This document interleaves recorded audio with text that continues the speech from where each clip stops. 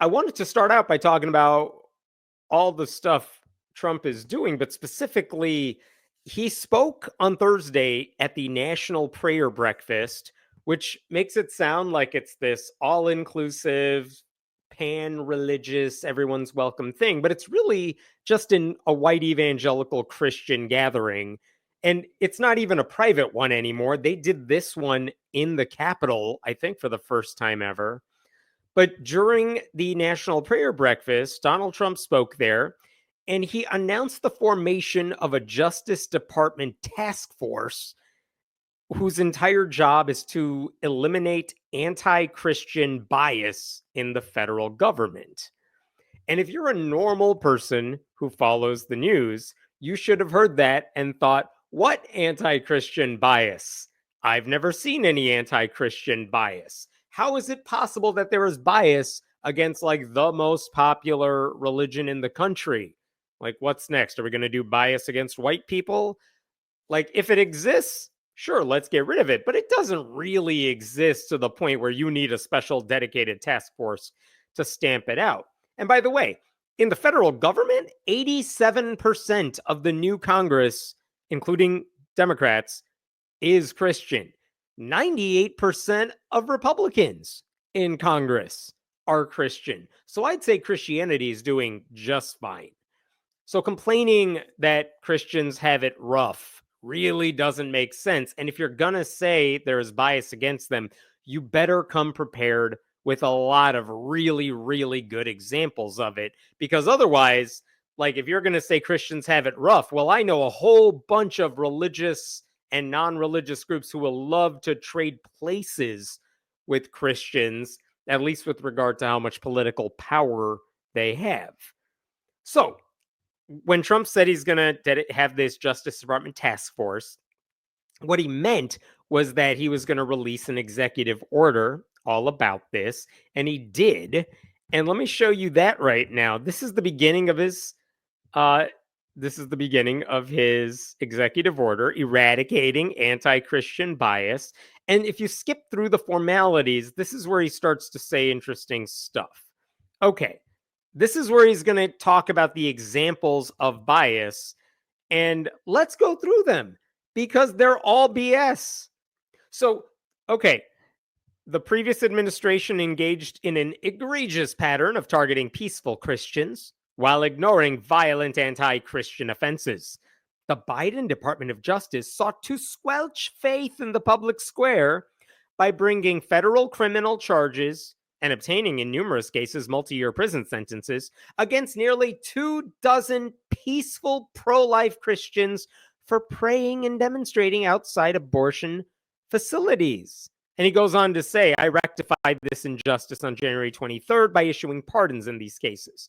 But wow, if all these Christians were doing is just praying outside an abortion clinic and holding up their signs or something saying abortion is evil, I would be shocked that they received multi-year prison sentences for exercising their freedom of speech, because doesn't that just seem wrong?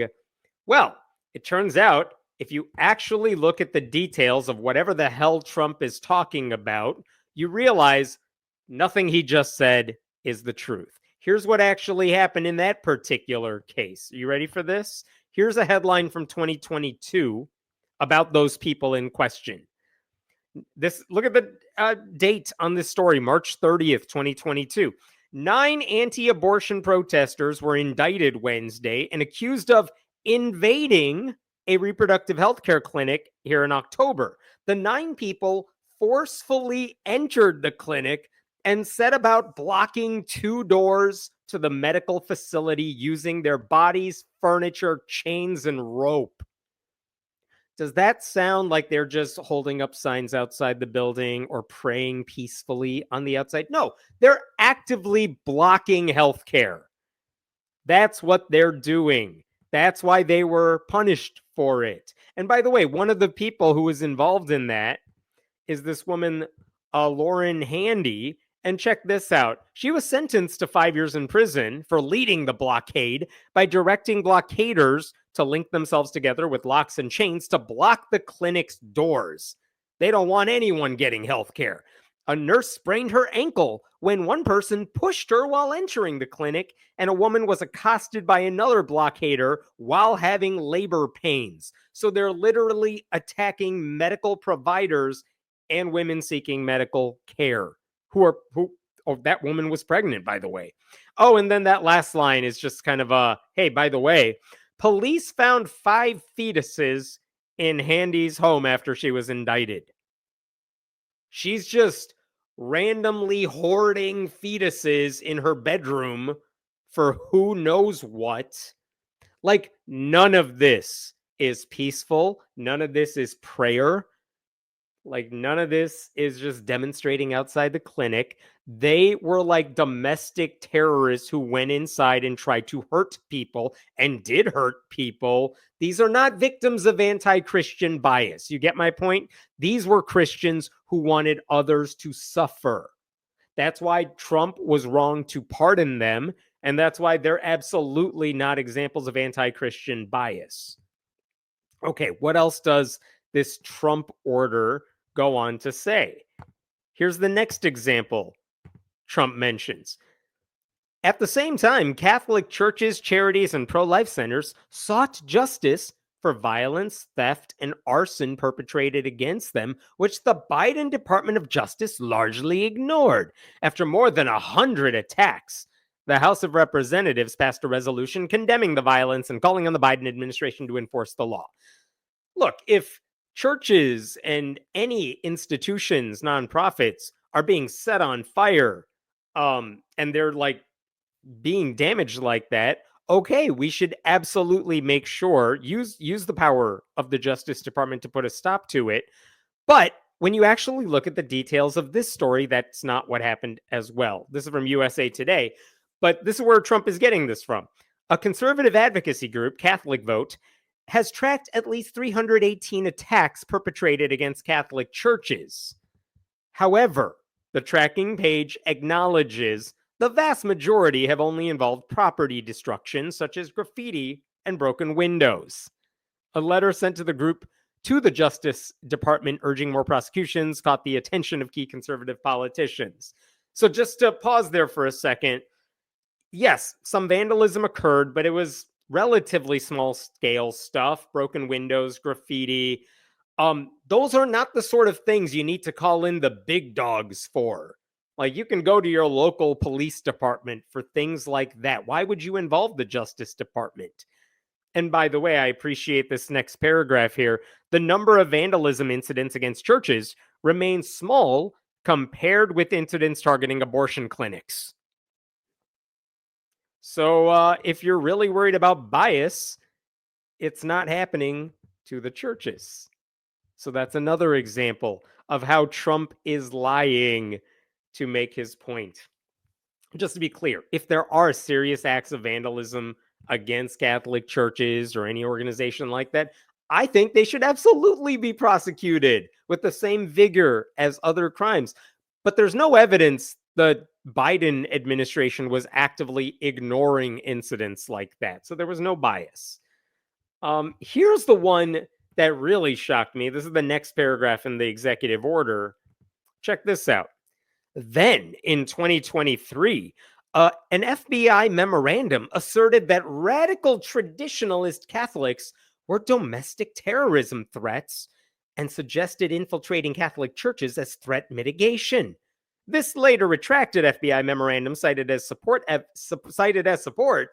evidence propaganda from highly partisan sources. Okay, it sounds like what Trump is saying is that the FBI said like traditional Catholics were domestic terrorists and we should invade churches to mitigate the threat. That was one I assure you I had not heard about, and I follow this stuff regularly. And the reason I didn't hear about it is because this is the sort of stuff that only traveled in right-wing echo chambers because it was all bullshit. You know it's bullshit. The question I was trying to figure out is, what exactly is the lie here? How did he get from whatever actually happened to what he just said? So let me start big here. There was no document released by the FBI. Here's what happened. What do you think the FBI does? The FBI's job in a case like this is to say, hey, we have reason to be concerned about a particular person or maybe a small group of people who appear to be doing things that are shady and that we should watch out for. So we're going to write up a report trying to explain, like, okay, here's what this person is doing, but here's the broader picture of the threat. Because maybe there's someone else in another state who's kind of like this doing the same thing. Well, this is what happened. The FBI, some employees in a Virginia field office, were putting together an internal document that linked one guy's violent extremism with what they called radical traditionalist Catholic ideology. And I'll get into that in a second. But that document, that like internal draft memo, which was not meant for public consumption, was picked up by like right-wing groups. I don't know if there was like a mole on the inside who sent it out or what, but they leaked it to right-wing websites who went ballistic on this. And the FBI quickly rescinded that document, saying it did not adhere to FBI standards. And they also said we formally admonished the employees involved. The FBI leader at the time, Christopher Wray, said the memo violated the agency's policies on conducting investigations based on religious affiliation, which also, you're going to find out in a second, seems ridiculous. But it sounds like there's no bias then, because even if you look from a broad level, the FBI punished employees who argued such a bias might exist. I don't like that we got to go after Catholics. If you punish them, there's no bias, right? Like, what are we talking about? Okay, so then, of course, I had to go down this rabbit hole because I wanted to know what the hell they were talking about. So get this. This story is wild, and I'm sharing with you a report that was done about it by like the FBI's Inspector General. And I'm not going to read all of this. It's a 10-page explanation that was sent to House Republicans, but I'm going to summarize it for you right here, okay? What happened is that those FBI agents, they began tracking this guy online who advocated for civil war, and he talked about we got to kill politicians. And then the same dude purchased semi-automatic weapons and ammo. And the FBI's like, he's said a lot of crazy things. Maybe we should keep tabs on this guy, which absolutely makes sense. That's what you would want the FBI to do. They're not going after him because buying a weapon isn't a crime and saying stupid stuff online is not a crime. But if you put the jigsaw puzzle together, it's like, this doesn't look great. And then the same dude that they were tracking got arrested for other reasons, because of course he did. And while he was in jail, but he had access to a computer, his threats got even more extreme. And then he was released from jail. And then the FBI is like, we have reason to believe this guy actually wants to do all those things he was talking about. So that's the basis for why they're tracking him. And guess what happens when this guy gets out of jail? Then he starts going to this church. It's a very small church. It's actually not affiliated with the Catholic Church at all. It's like a side church that says we're like the true Catholics, but they're not really Catholics. But what they pushed, according to the FBI document, is traditional Catholic theology and liturgy. I think these are the people who think the church has gotten too liberal over the past several decades, and they're the true Catholics because they keep it old school.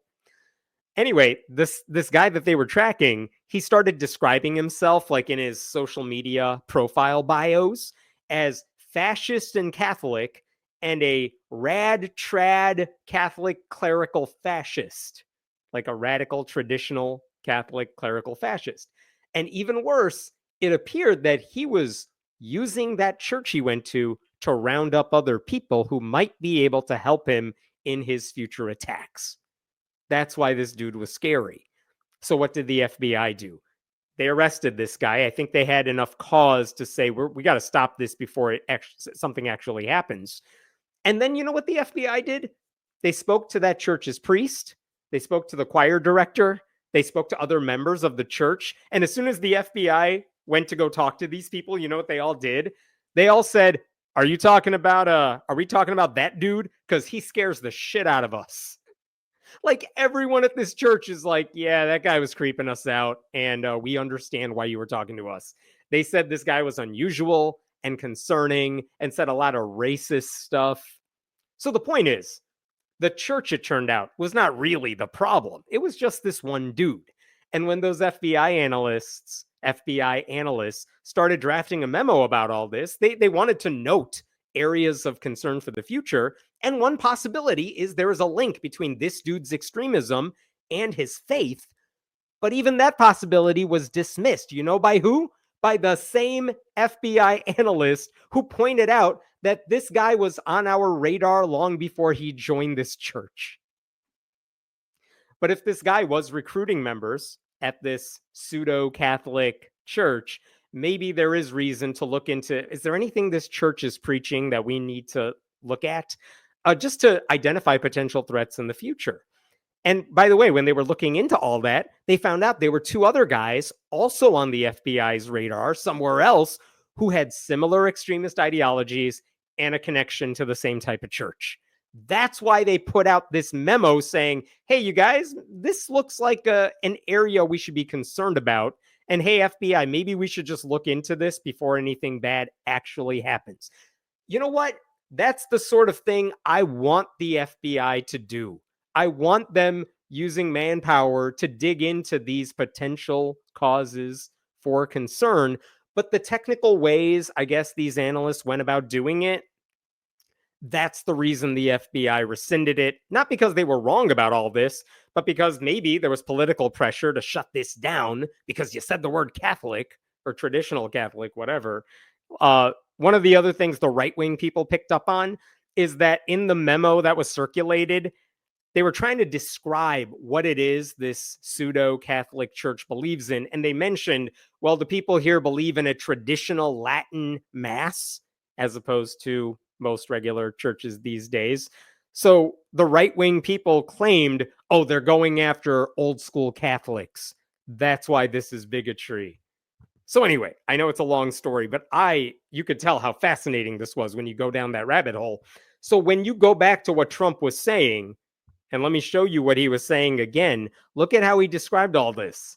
Everything I just told you, he says, oh, they were going after radical traditionalist Catholics, and he called them domestic terrorists. Clearly, the Biden administration, which is, by the way, led by a Catholic, they were going after Catholic churches as threat mitigation. No, they were not. All of that's a lie.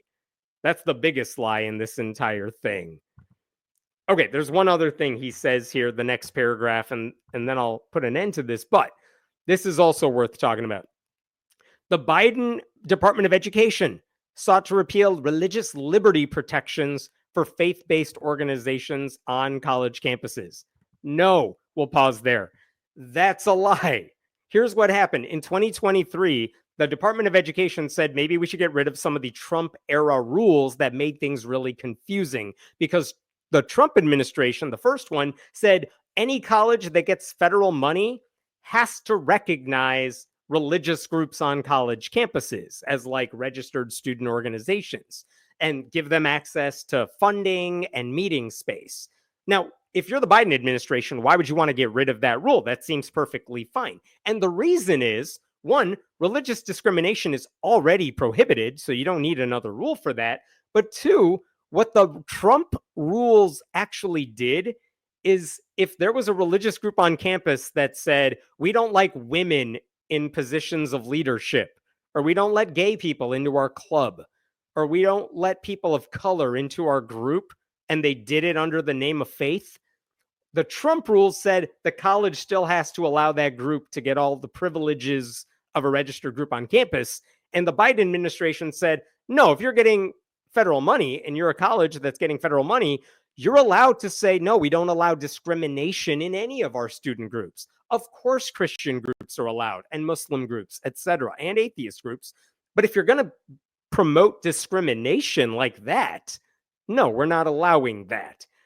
Like schools under the Trump era had to choose, do we want to oppose faith-based discrimination or do we actually want the financial aid we get from the government, which they need? And that was putting them in a bad position. So that wasn't anti-Christian bias. That was trying to eliminate confusion while protecting First Amendment rights. What else did the Trump thing say? The Biden Equal Employment Opportunity Commission sought to force Christians to affirm radical transgender ideology against their faith. And by the way, anytime they say radical transgender ideology, what they mean is you made Christians acknowledge that trans people exist. Here's what actually happened: the EEOC did not force Christians to affirm trans people and their humanity. Here's what they did: the Affordable Care Act says health insurance plans cannot discriminate on the basis of sex. Well, there was a Christian group that wanted to make sure insurance plans that they've supported did not cover gender affirming surgeries, and they sued over it, and they later won that case in court. And I guess that's the end of it. But again, there's no anti Christian bias in play. It was just a government agency trying to make sure everyone was following the law. What else we got here? The Biden Department of Health and Human Services sought to drive Christians who do not conform to certain beliefs on sexual orientation and gender identity out of the foster care system. Again, all a lie. Here's what the HHS did. They wanted to make sure any agency getting taxpayer dollars to take in foster children or help them get placed, they wanted to make sure they were honoring kids' names and pronouns. And they wanted to make sure foster care providers were respecting LGBTQ kids who might be placed in their care, right? But some conservative Christians were like, well, we want to be foster care parents, but also we want to make sure LGBTQ kids know we really hate them and we are not going to respect their pronouns. And we want to make sure they understand they're evil, evil sinners who don't deserve any sort of humanity. And that's what they were complaining about. And that's, again, was the goal there to punish Christians or to make sure vulnerable kids are placed in safe and healthy environments? And the last one, just the dumbest thing on this list: the Biden administration declared March 31st, 2024, Easter Sunday, as Transgender Day of Visibility. And again, I know I've made a whole video about this before, but the way this works is the Transgender Day of Visibility for the past 15 or so years has been on March 31st. Easter Sunday is on a different date every year. And in 2024, those two dates coincided. That is all. And conservatives were so mad because now Time or the calendar people are persecuting them. That's seriously what Trump is talking about. And he makes it sound like the Biden administration purposely decided that we should honor trans people on a day that apparently Catholics own. Not Catholics, all Christians own. Like, again, it's bullshit. It wouldn't even matter if it was true because you can do two things on the same day. But like, it's not like those two things are in opposition necessarily unless you're a bigot. But again, that one was a coincidence. So you understand why this executive order is complete BS. In the entire order promising to prevent anti-Christian bias, Trump doesn't name a single actual example of anti-Christian bias. And he can't because none exist.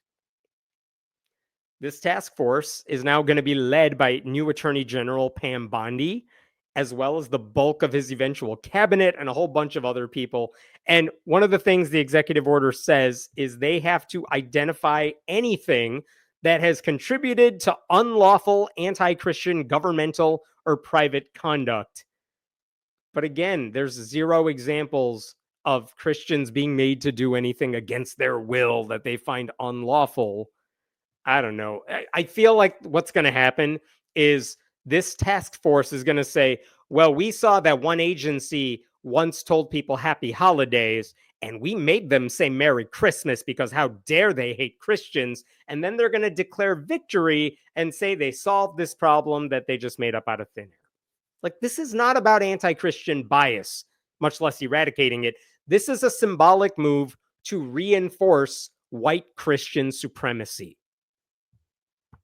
Americans United for Separation of Church and State. I thought they put this really well. Let me share this with you. If Trump really cared about religious freedom and ending religious persecution, he'd be addressing anti-Semitism in his inner circle, anti-Muslim bigotry, hate crimes against people of color and other religious minorities. But instead, he's abolishing federal programs and protections that address those wrongs. This task force is not a response to Christian persecution. It's an attempt to make America into an ultra conservative Christian nationalist nation. Yup, accurate. So that's this task force. Their goal is to make sure conservative Christians never have to play by the same rules as everyone else, while shielding their favorite version of Christianity from any consequences that stem from their bigotry. At no point will any of these Republicans ever admit that non Christian groups have actually suffered any kind of persecution or more persecution, because that would require empathy, and they don't have any. You know what's funny about this task force announcement too is that when did Trump announce that he was putting together this task force? He announced it during a private Christian event inside the US Capitol. And he also made the same announcement that day that his White House faith office would be led by evangelist Paula White Cain, because again, the only faith he cares about are conservative Christians who give him the votes he always wants. Like no other religious group, no other non-religious group would ever get similar access. Meanwhile, Republicans pretend Christians are truly victims. You want to know one final example of actual Christian bias, anti-Christian bias? There was a religious leader who asked the president to just follow the gospel, follow the words of Jesus, and have mercy. That was 2 weeks ago. And you know what Trump said when the bishop told him that? He said one Republican congressman said she should be deported. She was born in New Jersey. That doesn't matter. Trump said she was an idiot and then insisted she was bad at her job. Why? Because she spoke at a church service he happened to be at. That to me is way more anti-Christian than anything on this stupid list of his. All right, let's stop there. That story made me mad. What do we got here? GOP traditional hates Catholics. I mean, I don't understand. You had a Catholic president in the past administration, and they acted like that guy's the enemy of all religion. And I'm telling you, as someone who's an atheist, I promise you, Joe Biden was not like sending out olive branches to atheists everywhere. Right. They forget Biden is Catholic. To white, actually, can you go back one, Den? It's not that they forget Biden is Catholic. It's that they just don't think Biden's Catholicism is true Christianity. So they know he's a Catholic. They just don't think it counts. Here we got Dan's backcountry. To white Christian nationalists, any and all pushback against their radicalized ideology is perceived as a declaration of persecution. Right. I mean, this is Trump in a nutshell too, right? Any criticism of anything he does is like a personal attack on the guy. He's the most famous person in the country by virtue of being president, and the guy has the thinnest skin in the country. The whole political movement is fueled by people who want to reintroduce discrimination to our culture and force it upon everybody again. Yep. I mean, that's what's happening over the past couple of weeks. It's all DEI for like lazy white people who just happen to be right-wing zealots. They can get any job they want, but anyone who's actually spent their careers studying this stuff, those are the enemies and they got to be fired. I'm expecting in about 2 years that Trump will be pushing to have biblical values instilled in school curriculum. I'll have more on that later in this broadcast. That's the Project 2025 itinerary. Very much is. If you haven't read that in a while, you should go back and read it if you want a glimpse of what the next year or two are going to be like. Does anyone really believe Trump has accepted Jesus Christ as his Lord and Savior? You know what was funny? In Trump's first term, a lot of famous evangelists said, I know he doesn't act like it. He's like a baby Christian. But yes, he has. He's talked to me. I believe that he has accepted Jesus Christ. And now, at this point, they're all like, who gives a shit?